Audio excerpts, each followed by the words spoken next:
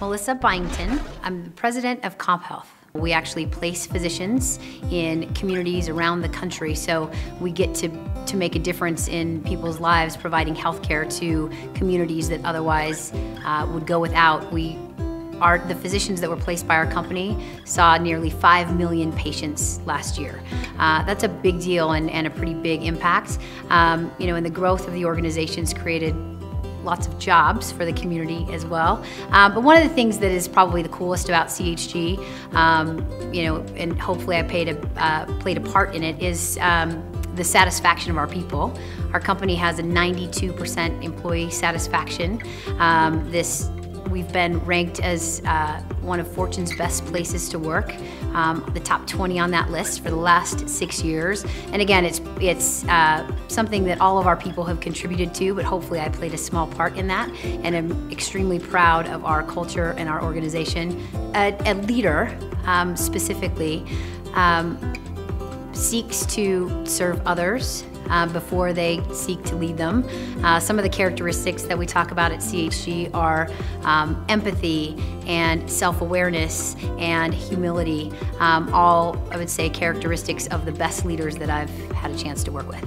We place healthcare providers in communities that need them, and by nature, women are good networkers and connectors, and add to that kind of empathy and emotional intelligence, and you've got a great combination in the industry that we work for. So, making matches, physicians and communities, and having care enough to know the impact that we'll have on patients is really ideal for women.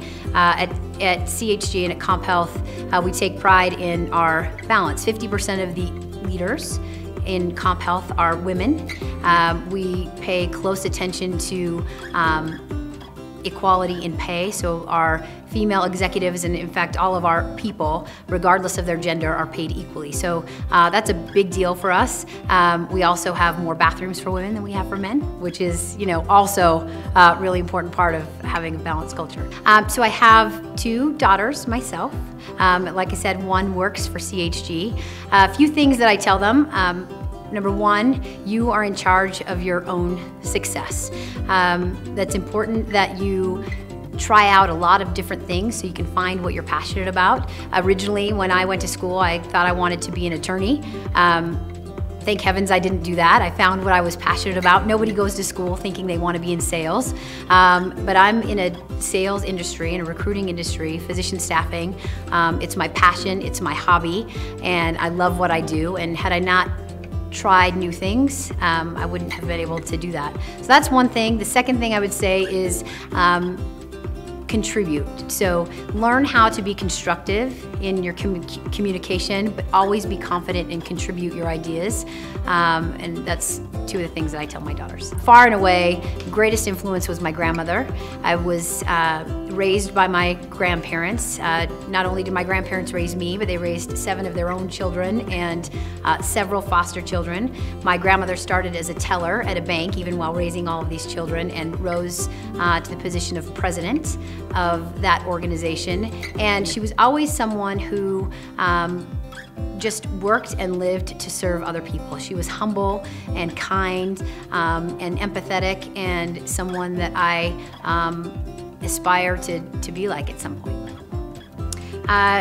Probably a few, but I would say the one that I'm passionate about and want to find more ways to get involved in is for young women that come from broken homes or poverty or other troubled circumstances to find a way to get a good education. I was raised by a single parent. I was a single parent at a young age myself, and the belief that others have had in me and the access that I had to a good education essentially changed the course of my life, and I want to be able to do that for other people at some point.